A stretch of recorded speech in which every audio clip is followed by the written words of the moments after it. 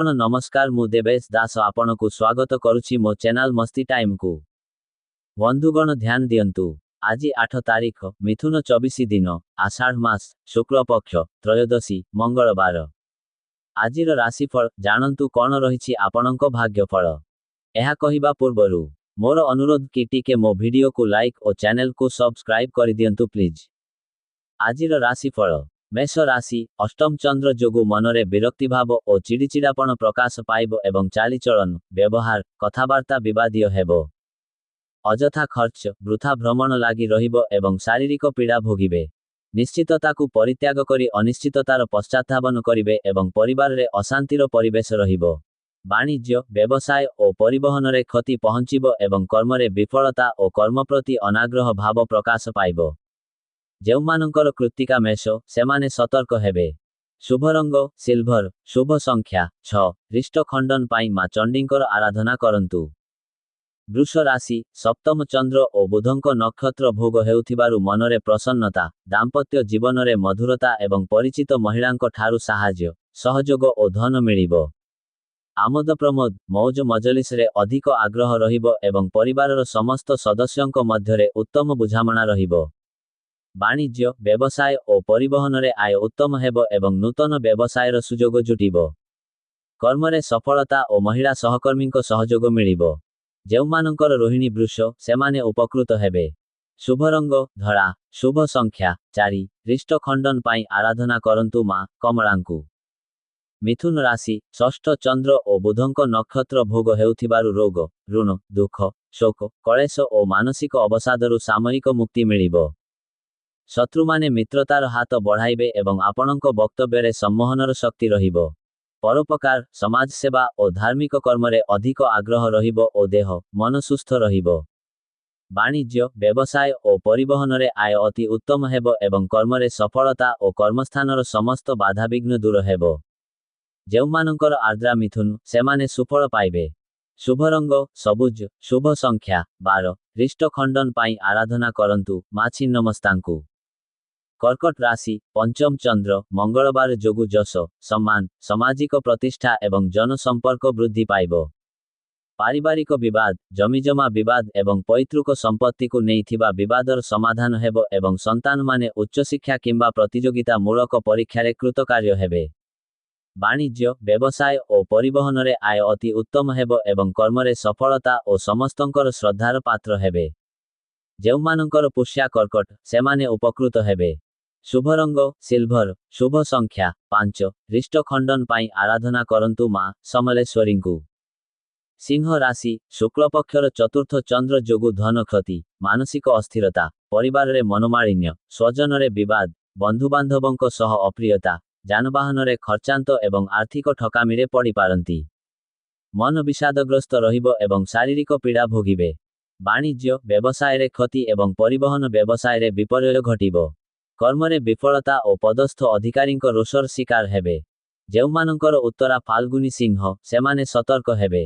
शुभ रंग लाल शुभ संख्या 11 रिष्ट खंडन पाई आराधना करंतु प्रभु श्री जगन्नाथंकु। कन्या राशि तृतीय चंद्र और बुधंक नक्षत्र भोग हेउथिबारु मनरे उत्साह उद्दीपना परिवार रे सुख शांति एवं भाई भौणींक साहाय्य सहयोग मिलिबो। सुखबर सुसंबाद मिलिबो एवं समस्त कर्मरे सुचिंतित पदक्षेप नेबे। नूतन कर्मारंभ करिपारंती किंबा नूतन नियुक्तिर खबर मिली पारे। वाणिज्य व्यवसाय और परिवहन रे आय अति उत्तम हेबो एवं कर्मरे सफलता और सम्मान मिलिबो। जेउमानंकर हस्ता कन्या सेमाने सुफल पाइबे। शुभ रंग मेरू शुभ संख्या 12 रिष्ट खंडन पाई आराधना करंतु मां त्रिपुर सुंदरींकु। तुला राशि द्वितीय चंद्र और बुधंक नक्षत्र भोग हेउथिबारु आकस्मिक धनलाभ कौनसी विशेष सूत्ररु धन प्राप्ति एवं अन्य को देइथिबा धन और हृतधन फेरी पाइबे। खर्च प्रति अनाग्रह और संचय प्रति मनरे आग्रह प्रकाश पाइबो एवं आयर किछि अंश संचय रे विनियोग करिबे। वाणिज्य व्यवसाय और परिवहन रे आय अति उत्तम हेबो एवं कर्मरे सफलता मिलिले मध्य किछि समस्या देखा देबो। जेउमानंकर स्वाति तुला सेमाने सुफल पाइबे। शुभ रंग नील शुभ संख्या 6 रिष्ट खंडन पाई आराधना करंतु मां कमलांकु। बिछा राशि श्री चंद्र मंगलवार जोगु धन मान ସମ୍ମାନ, ସ୍ୱଜନରେ ସୁସମ୍ପର୍କ, ପରିବାରରେ ସୁଖ ଶାନ୍ତି, ବନ୍ଧୁବାନ୍ଧବ ସହ ସଦ୍ଭାବ, ଲକ୍ଷ୍ମୀଙ୍କର କୃପା ଏବଂ ସୁଖାଦ୍ୟ, ଶୁଭସନ୍ ପ୍ରାପ୍ତି ହେବ। ଆମୋଦ ପ୍ରମୋଦ, ମୌଜ ମଜଲିସରେ ଅଧିକ ଆଗ୍ରହ ରହିବ ଏବଂ ନିଜକୁ ଧାର୍ମିକ କର୍ମରେ ସାମିଲ କରିବେ। ପରୋପକାର, ସମାଜସେବା ଓ ମହତ୍ ବ୍ୟକ୍ତିଙ୍କ ସାନ୍ନିଧ୍ୟ ଲାଭ କରିବେ। ବାଣିଜ୍ୟ, ବ୍ୟବସାୟ ଓ ପରିବହନରେ ଆୟ ଅତି ଉତ୍ତମ ହେବ ଏବଂ ନୂତନ ବ୍ୟବସାୟ କିମ୍ବା ବ୍ୟବସାୟର ଶାଖା ବଢ଼ାଇବା ପାଇଁ ସୁଯୋଗ ଜୁଟିବ। କର୍ମରେ ସଫଳତା, ସମ୍ମାନ ଓ ସହକର୍ମୀଙ୍କ ସହଯୋଗ ମିଳିବ। ଯେଉଁମାନଙ୍କର ଅନୁରାଧା ବିଛା, ସେମାନେ ଉପକୃତ ହେବେ। ଶୁଭ ରଙ୍ଗ ହଳଦିଆ, ଶୁଭ ସଂଖ୍ୟା 3, ରିଷ୍ଟ ଖଣ୍ଡନ ପାଇଁ ଆରାଧନା କରନ୍ତୁ ମା ଚଣ୍ଡୀଙ୍କୁ। ଧନୁ ରାଶି, ଦ୍ୱାଦଶ ଚନ୍ଦ୍ର ଯୋଗୁଁ ଅୟଥା ଖର୍ଚ୍ଚ ଓ ବଦଖର୍ଚ୍ଚ ବୃଦ୍ଧି ପାଇବ ଏବଂ ଖର୍ଚ୍ଚଭାରରେ ଅତିଷ୍ଠ ହୋଇ ଋଣ କରିବାକୁ ପଡ଼ିପାରେ। ମନ ଅସ୍ଥିର ଓ ବିଷାଦଗ୍ରସ୍ତ ରହିବ ଏବଂ ଚାଲିଚଳନ, ବ୍ୟବହାର, କଥାବାର୍ତ୍ତା ବିବାଦୀୟ ହେବ। ସମସ୍ତ କର୍ମରେ ଭୁଲ ନିଷ୍ପତ୍ତି ନେବେ ଏବଂ ବିନା କାରଣରେ ବହୁତ ବ୍ୟସ୍ତ ରହିବେ। ବାଣିଜ୍ୟ, ବ୍ୟବସାୟ ଓ ପରିବହନରେ ଆୟଠାରୁ ବ୍ୟୟ ଅଧିକ ହେବ ଏବଂ କର୍ମରେ ବିଫଳତା ଓ ସମସ୍ତ କର୍ମକଣ୍ଟକ ସଦୃଶ ମନେ ହେବ। ଯେଉଁମାନଙ୍କର ଉତ୍ତରାଷାଢ଼ା ଧନୁ, ସେମାନେ ସତର୍କ ହେବେ। ଶୁଭ ରଙ୍ଗ ଗୋଲାପୀ, ଶୁଭ ସଂଖ୍ୟା 7, ରିଷ୍ଟ ଖଣ୍ଡନ ପାଇଁ ଆରାଧନା କରନ୍ତୁ ମା ଧୂମାବତୀଙ୍କୁ। ମକର ରାଶି, ଏକାଦଶ ଚନ୍ଦ୍ର, ବୁଧଙ୍କ ନକ୍ଷତ୍ର ଭୋଗ ହେଉଥିବାରୁ ଘାତବାରର ପ୍ରଭାବ ରହିବ ନାହିଁ। ଭାଗ୍ୟରେ, କର୍ମରେ ଓ ଆର୍ଥିକ ଅବସ୍ଥାରେ ଉନ୍ନତି ଆସିବ ଏବଂ ମନରେ ଉଚ୍ଚାଭିଳାଷ ପ୍ରକାଶ ପାଇବ। ମୂଲ୍ୟବାନ ଧାତୁ, ଭୂମି ଓ ଯାନବାହନ କ୍ରୟ କରିବେ ଏବଂ ଉନ୍ନତିମୂଳକ କର୍ମରେ ଧନର ବିନିଯୋଗ କରିବେ।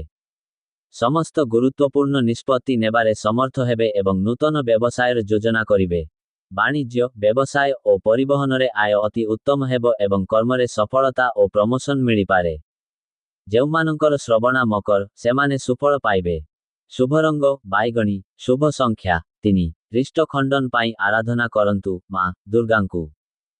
କୁମ୍ଭ ରାଶି, ଦଶମ ଚନ୍ଦ୍ର ଯୋଗୁଁ କର୍ମରେ ଉନ୍ନତି ଆସିବ ଏବଂ ଭାଗ୍ୟ ଅପେକ୍ଷା କର୍ମରେ ଅଧିକ ବିଶ୍ୱାସ ଓ ଗୁରୁତ୍ୱ ଦେବେ। ଆଜି ଯେକୌଣସି କର୍ମ କରିବେ, ସେଥିରେ 100% ସଫଳତା ପାଇବେ ଏବଂ ସମସ୍ତ କର୍ମରେ ଆପଣଙ୍କର କର୍ମକୁଶଳତା, କାର୍ଯ୍ୟଦକ୍ଷତା ଓ ସମୟାନୁବର୍ତ୍ତିତା ପ୍ରକାଶ ପାଇବ। ମନରେ ପ୍ରସନ୍ନତା, ଚାଲିଚଳନରେ ସଂଯମତା ଏବଂ ଦେହ, ମନ ସୁସ୍ଥ ରହିବ। ବାଣିଜ୍ୟ, ବ୍ୟବସାୟରେ ଆୟ ମଧ୍ୟମ ହେବ ଏବଂ ନୂତନ ବ୍ୟବସାୟ ପାଇଁ ଚୁକ୍ତିବଦ୍ଧ ହେବେ। ଯେଉଁମାନଙ୍କର ଶତଭିଷା କୁମ୍ଭ, ସେମାନେ ଉପକୃତ ହେବେ। ଶୁଭ ରଙ୍ଗ କଳା, ଶୁଭ ସଂଖ୍ୟା 6, ରିଷ୍ଟ ଖଣ୍ଡନ ପାଇଁ ଆରାଧନା କରନ୍ତୁ ମା କାଳୀଙ୍କୁ।